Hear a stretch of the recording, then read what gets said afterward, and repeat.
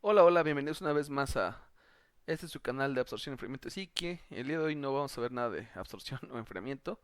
Vamos con la parte de ingeniería de vapor y servicios, con la parte de generadores de vapor. El día de hoy vamos a enunciar las diferentes pérdidas de energía que se presentan precisamente en el generador de vapor. Pues comencemos. Dependiendo de quién catalogue las pérdidas, es la forma en la que se calculan o inclusive las formas en las que las pueden englobar. Yo voy a poner un ejemplo de un, bueno, de cómo lo cataloga la parte del ASME, según la sección PTC 4-2013, que tiene que ver con los generadores, en este caso, de vapor. Según el ASME, en esa parte vienen las pérdidas debido a la humedad del combustible, pérdidas al agua que puede formarse respecto al hidrógeno, pérdidas debidas a la humedad del aire, uh-huh, y pérdidas debidas al calor que obviamente arrastra o los gases de la chimenea. También tenemos, en este caso, las pérdidas debidas a la combustión incompleta, ajá, pérdidas también debido a que parte del combustible no se consume o que también tiene presencia de cenizas o residuos sólidos que no se pueden quemar. También hay pérdidas debidas al hidrógeno e hidrocarburos que no se pueden quemar del combustible, que prácticamente aquí podemos englobarlo en dos. Y pérdidas debido a la radiación, fugas y otras pérdidas que no se tienen en cuenta. Bueno, esto es según el ASME, de hecho tiene muchísimas más, entonces eh, por ahí tenemos que estudiar como unas 3 sesiones para que veamos cómo se puede catalogar. De hecho, hay otras asociaciones que tienen otra forma de poder catalogar, en este caso las pérdidas. Yo voy a enunciar 7 formas o 7 maneras en cuanto a las pérdidas o 7 pérdidas que tenemos aquí en la parte pues de la SIC. Bien, vamos a empezar con la parte de pérdidas por gases secos. La parte de pérdidas por gases secos se refiere a la parte de los gases, ajá, que no tienen la parte humedad. Estos gases, pues obviamente son los que llegan en la parte de la chimenea. Y esta parte de los gases secos no se aprovecha directamente el calor en ninguna parte. Entonces, como llegan a la chimenea con cierta cantidad de energía, por eso tenemos esas pérdidas. Es decir, pérdidas es que no se aprovechó precisamente este calor generado en la parte del horno. Entonces aquí vemos que las pérdidas por los gases secos es igual a la masa de los gases secos, ¿no? Por cantidad de combustible utilizado. El CP, en este caso, el calor específico de los gases, que se puede aproximar a 0.27 tanto en BTU libras o kilocaloría kilogramo. La temperatura de la chimenea y la temperatura ambiente. Obviamente depende del sistema que esté utilizando. Yo tendría que utilizar grados Celsius, grados Fahrenheit. Si quisiera aquí el CP para cambiarlo a kilojoules, pues nada más sería multiplicar el punto 27 por 4.1868. Vale, seguimos. Después otro tipo de pérdida es debido al agua que puede formarse del hidrógeno en el combustible. En este caso voy a tener lo siguiente. Las pérdidas en este caso por el agua que se forma, pues va a ser igual a la masa, en este caso del agua por cantidad de combustible. En este caso es el factor gravimétrico que es 9 por la fracción del hidrógeno. Luego esta es la masa, en este caso de humedad que tenemos en la parte del combustible, el calor latente, que ya lo ocupamos en otros videos, y es el de 600 para kilocalorías kilogramo. Luego vamos a tener el CP del vapor, que en este caso vamos a utilizar .48. Ya sea aquí, bueno, aquí hay un error, kilocaloría kilogramo agua, y aquí sería, vamos a cambiarle porque si no, luego nos confundimos un poquito.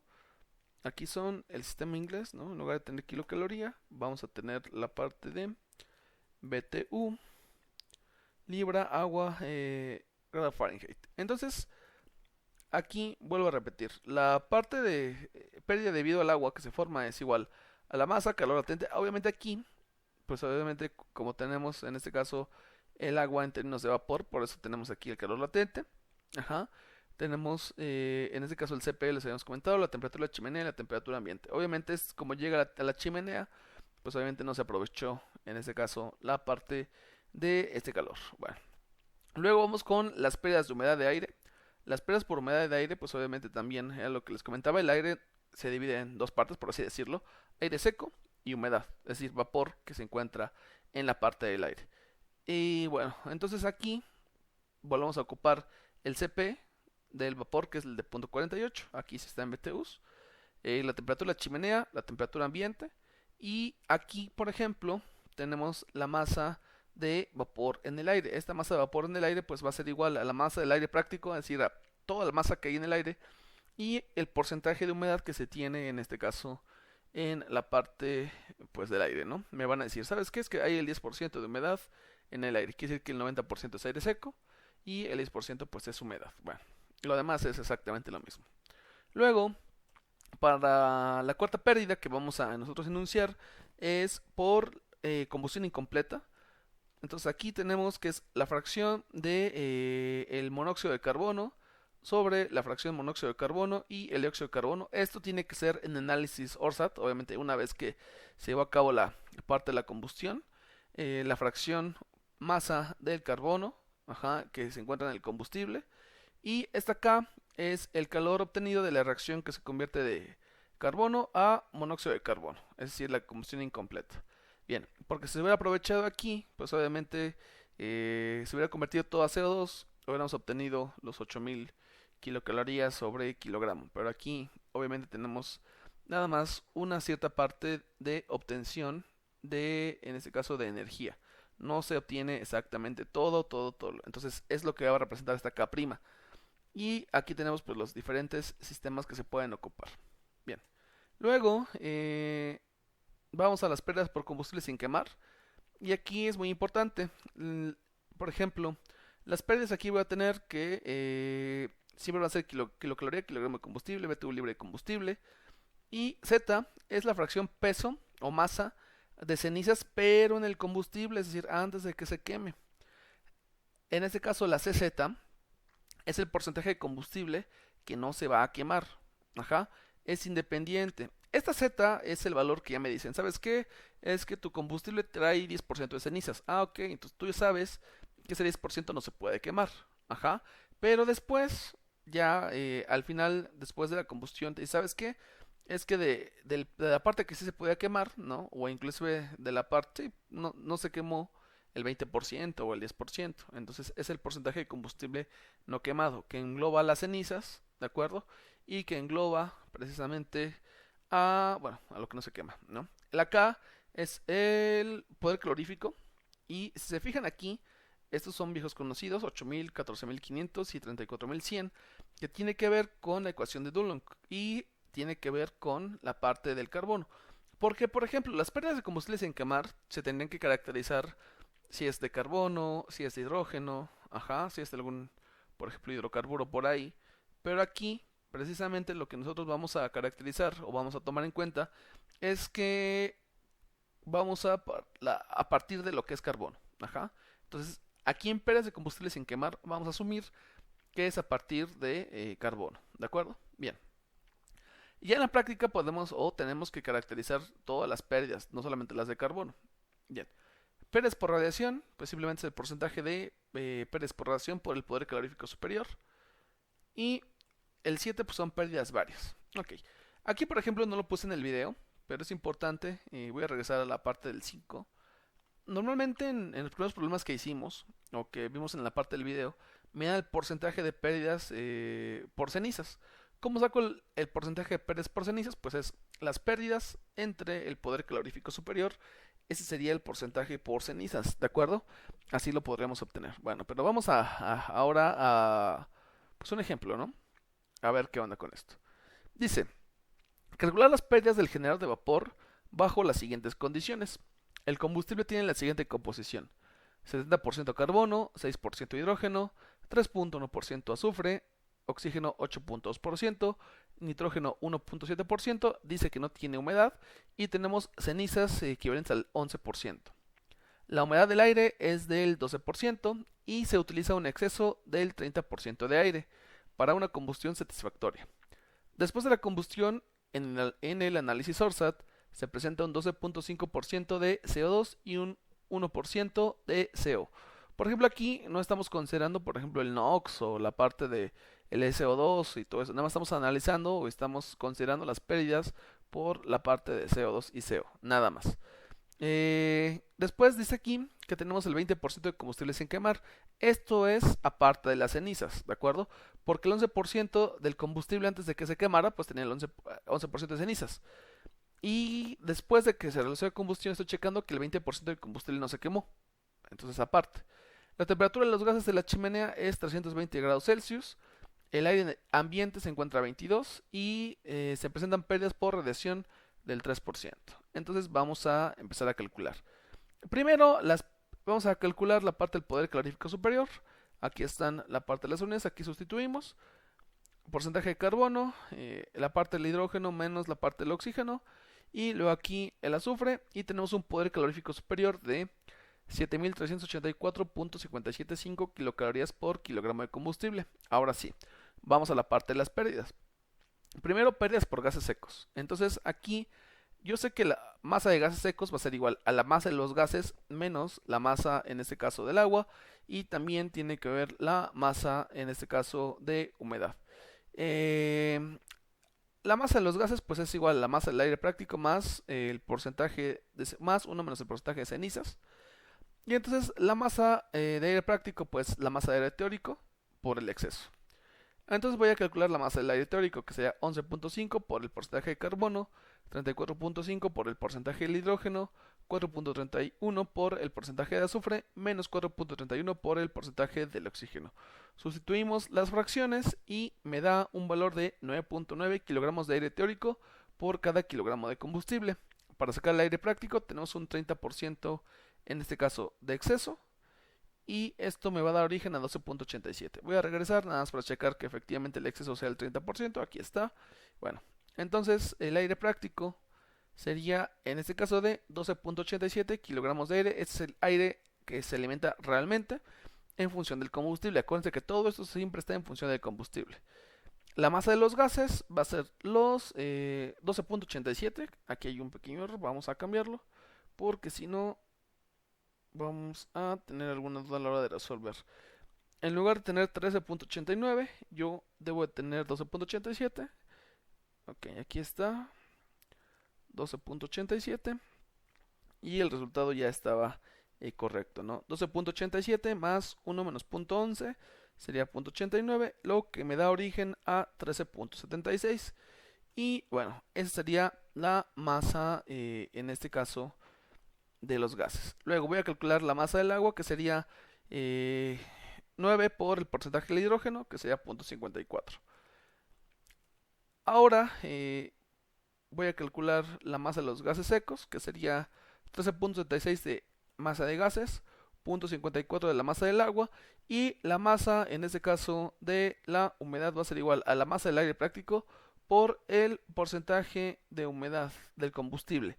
En este caso pues no tenemos humedad en el combustible, por lo que esto pues es 0.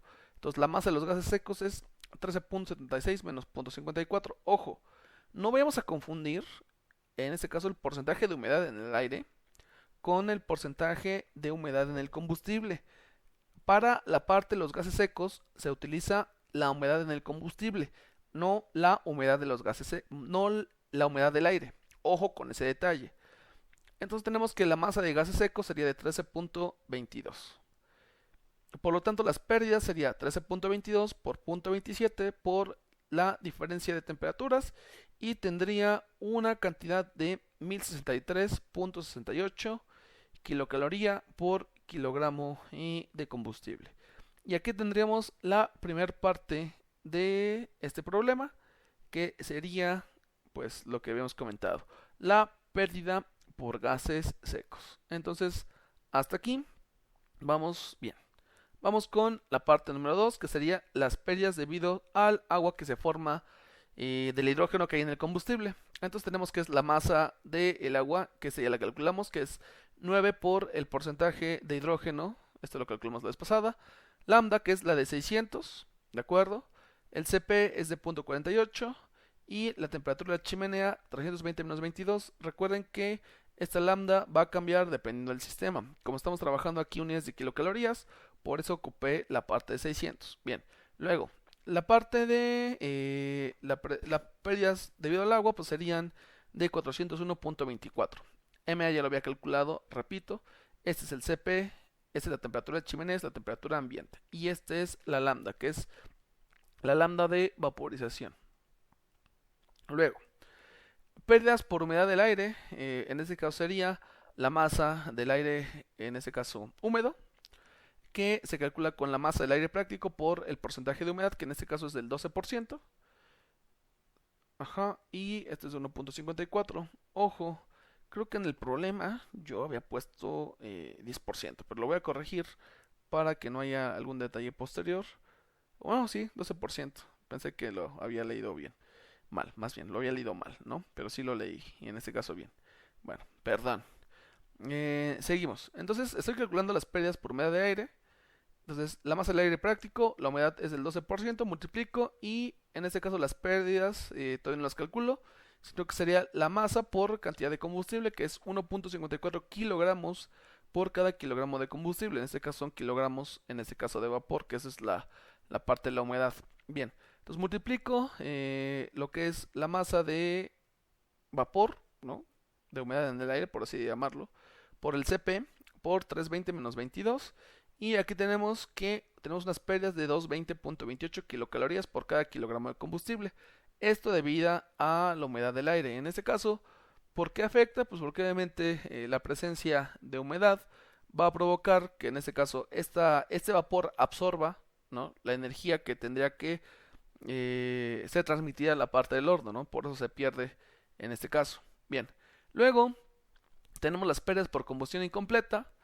Y aquí tenemos 1% de CO, 12.5% de CO2 y 1% de CO. Aquí lo sustituyo al revés, no pasa nada.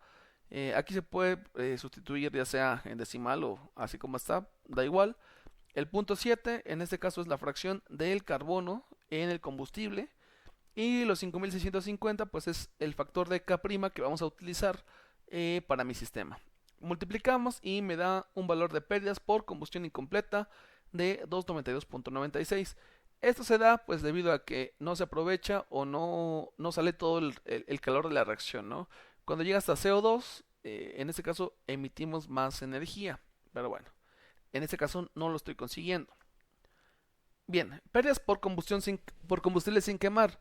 La parte de por combustible sin quemar, ya les había comentado al principio, es el 11% que tenemos de cenizas en el combustible. Luego me está diciendo que no se quema el 20% del combustible. O sea, ya al final se vio que el 20% no se quemó. Y aquí la K, pues es el factor, en este caso, que encontramos en la parte de la ecuación de Dulong, que caracteriza a la parte del carbono. Porque vamos a suponer que esas pérdidas solas son por carbono. Entonces tenemos al final que hay unas pérdidas de 160 kilocalorías por kilogramo de combustible. Para la parte 6 son las pérdidas por radiación. Tenemos un 3% y multiplicamos por el poder calorífico superior. Y estos son 221 kilocalorías sobre kilogramo de combustible. Y al final tenemos pérdidas varias, así se conoce, que es el 1% del poder calorífico superior. Bien, al final del día puedo sacar las pérdidas totales y en este caso tendría unas pérdidas totales de 2433.55. Ahora, se supone que el poder calorífico superior que me da cada kilogramo de combustible serían 7384. Yo estoy presentando pérdidas de 2500, casi 2500, 2433. Quiere decir que obviamente tenemos la presencia de un rendimiento térmico, ¿de acuerdo? Pero hay que recordar que en este caso nosotros utilizamos equipos auxiliares, por ejemplo, para el generador, para la caldera, ¿no? Para conjuntar un generador de vapor, precisamente porque aquí vamos a tener calor que no se va a aprovechar directamente.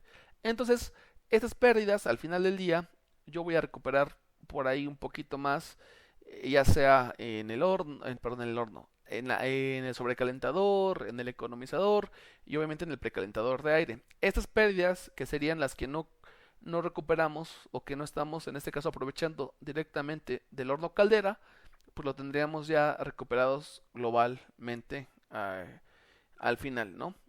Pero también, digamos que eso sería como teórico, porque si hacemos el balance global, al final del día, estas pérdidas las vamos a tener también ya reflejadas en función de lo total. Es decir, estas pérdidas no se van a aprovechar ya al final, ¿no? Entonces, ya lo vamos a ver en el siguiente video con la parte del rendimiento térmico, pero hasta aquí lo que debe quedar claro es que las pérdidas totales, ajá, en este caso, pues pueden aprovecharse o no aprovecharse o puede recuperarse una parte, ¿no? Pero pues al final del día aquí ya no los vamos a recuperar según el balance que nosotros vamos a plantear al final. Pero bueno, espero que hayan entendido un poco, hay que repasar y si nos pide, por ejemplo, en el sistema inglés, nada más hay que ocupar las conversiones pertinentes, por ejemplo, para lo que es el CP, ujú, ya es lo mismo, no sé si lo checaron, de kilocaloría, kilogramo, grado Celsius, que BTU, en este caso libra, grado Fahrenheit. Es exactamente lo mismo. Para que es la parte de kilojoule, pues ahí sí tendremos que multiplicar por 4.1868. Bueno, entonces llegamos a la parte final. Nos vemos en el siguiente video.